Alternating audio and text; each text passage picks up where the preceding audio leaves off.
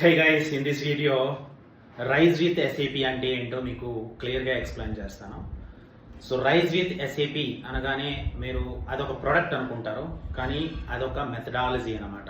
So rise with SAP అనగానే ఎస్ఏపితో rise అవ్వండి అంటే ఎస్ఏపి వాళ్ళు సాఫ్ట్వేర్ వెండర్స్ కదా. సో వాళ్ళు చేస్తున్న ఇన్నోవేషన్స్ ఏవైతే ఉన్నాయో వాళ్ళు ఇన్నోవేట్ చేయగానే ఇమీడియట్గా ఆ పర్టికులర్ బిజినెస్లోకి అంటే ఆ కస్టమర్ ఏ కస్టమర్ అయితే ఎస్ఏపి సాఫ్ట్వేర్ని యూజ్ చేసి వాళ్ళ బిజినెస్ని రన్ చేస్తున్నారో ఆ కొత్తదనం అనేది ఆ బిజినెస్కి వచ్చేటట్లు చేయాలి అంటే you need to follow the rise with SAP methodology అనమాట.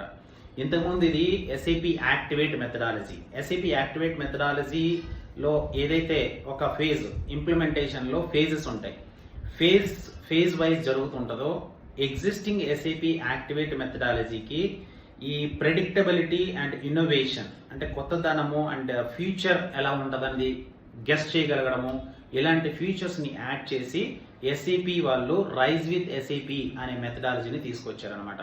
ఇది పర్టికులర్గా ఇప్పుడు డిజిటల్ ట్రాన్స్ఫర్మేషన్ అంటే బిజినెస్ ఏదైతే ఉందో ఆ బిజినెస్లో ఉండే సాఫ్ట్వేర్ టోటల్ కంప్లీట్ వాళ్ళ బిజినెస్ ప్రాసెసెస్ మొత్తాన్ని క్లౌడ్లోనికి ట్రాన్స్ఫార్మ్ చేయడానికి ఉపయోగించడానికి ఈ రైజ్ విత్ ఎస్ఏపి అనేది యూజ్ చేస్తారనమాట. సో రైజ్ విత్ ఎస్ఏపి మెథడాలజీలో యూజువల్గా ఏం చేస్తారంటే వాళ్ళు మొత్తం ఇట్ ఈస్ ఏ కంప్లీట్ ఒక ప్యాకేజ్ లాగా అనమాట. ప్యాకేజ్ అంటే ఏంటి అంటే క్లౌడ్లోనికి మూవ్ అవ్వాలంటే హైపర్ స్కేలర్స్ కావాలి. సో హైపర్ స్కేలర్స్ని వాళ్ళే ప్రొవైడ్ చేస్తారు అండ్ ఇంప్లిమెంటేషన్ చేయడానికి కంపల్సరిగా సర్వీస్ పార్ట్నర్ కావాలి. సర్వీస్ పార్ట్నర్ అంటే ఏదో ఒక ఇండివిజువల్ పర్సన్కి ఇచ్చి చేయమని చెప్పరు కదా బిగ్ ఆర్గనైజేషన్స్. అంటే పార్ట్నర్ కంపెనీతో టైఅప్ అయ్యి పార్ట్నర్ కంపెనీ వాళ్ళు ఈ సపోర్ట్ ప్రొవైడ్ చేసేటట్లు చేస్తారనమాట. అఫ్ కోర్స్ సాఫ్ట్వేర్ అయితే ఎస్ఏపి ప్రొవైడ్ చేస్తుంది.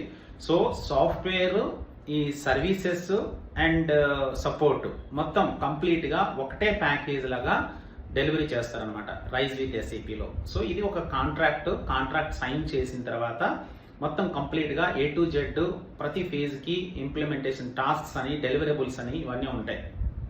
వీటన్నిటిని ఫాలో అయితే కంప్లీట్ బిజినెస్ ట్రాన్స్ఫర్మేషన్ అనేది చాలా ఫాస్ట్గా జరిగిపోతుంది అండ్ టోటల్ కాస్ట్ ఇది మొత్తం ట్రాన్స్ఫార్మ్ అవడానికి కాస్ట్ కూడా తగ్గుతుంది అనమాట. ఇలా చాలా అడ్వాంటేజెస్ ఉన్నాయి. ఇంకా ఫర్దర్ వీడియోస్లో మీకు వాటి గురించి ఎక్స్ప్లెయిన్ చేస్తాను. వీడియో షార్ట్గా ఉంచాలనే ఉద్దేశంతో రైజ్ విత్ ఎస్ఏపి అనగానే మీరు కన్ఫ్యూజ్ ఏమవ్వాల్సిన అవసరం లేదు. ఇది సెపరేట్గా ఒక ప్రోడక్ట్ ఏం కాదు. ఈ రైజ్ విత్ ఎస్ఏపిలో ఒక మెథడాలజీలో మీకు ఏమేమి వస్తాయంటే S/4HANA, ఇప్పుడు S/4HANA మెయిన్ ఈఆర్పి సాఫ్ట్వేర్ కాబట్టి S/4HANA క్లౌడ్లో S/4HANA సిస్టమ్ ఉంటుంది. ఆ సిస్టమ్ని ఇంప్లిమెంటేషన్ చేయడానికి ఒక ప్రాపర్ పద్ధతి ప్రకారము చేయడాన్నే రైజ్ విత్ ఎస్ఏపి అంటారు అనమాట. సో దీనికి కావాల్సిన టూల్స్ మొత్తం అన్నీ కూడా మీకు ఆటోమేటిక్గా ఆ ప్రాజెక్ట్లో మీరు ఇన్వాల్వ్ అయితే ప్రతి ఒక్క ఫేజ్లో క్లియర్ కట్గా తెలిసిపోతుంది. ఎస్ఏపి వాళ్ళే ప్రొవైడ్ చేస్తారన్నమాట. ప్రతి ఒక్క టాస్క్ ఈ టాస్క్ చేయండి, ఈ టాస్క్ తర్వాత ఈ టాస్క్ చేయండి అంటే it's kind of road map అనమాట. ఏ విధంగా మనము ఒక టూర్ వెళ్ళేటప్పుడు ఎలా ప్లాన్ చేసుకుంటామో దీని తర్వాత ఇది చేయాలి, దీని తర్వాత ఇది చేయాలని ఎలాగైతే ప్రాపర్ ప్లానింగ్ చేసుకుని వెళ్తామో అదేవిధంగా ఈ రైజ్ విత్ ఎస్ఏపిలో మొత్తం అన్నీ కూడా ఒక పొందుపరిచారనమాట. దాన్ని మనం ఫాలో అయితే చాలు. ఒక పర్సన్ ఫాలో అయితే ప్రాజెక్ట్ కంప్లీట్ అవ్వదు.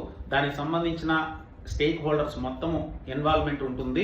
ఏ పర్టికులర్ ఫేజ్లో ఎవరు వర్క్ చేయాలి, ఎవరితో మాట్లాడాలి, ఎప్పుడు మీటింగ్లు పెట్టుకోవాలి, ఇవన్నీ కూడా ఈ రైజ్ విత్ ఎస్ఏపిలో ఉంటాయి అనమాట.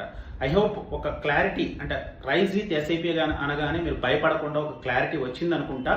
సో ఫర్దర్గా మరిన్ని గొప్ప వీడియోలు చేయబోతున్నాను. ఈ ఛానల్కి సబ్స్క్రైబ్ చేయండి. Thank you so much. By.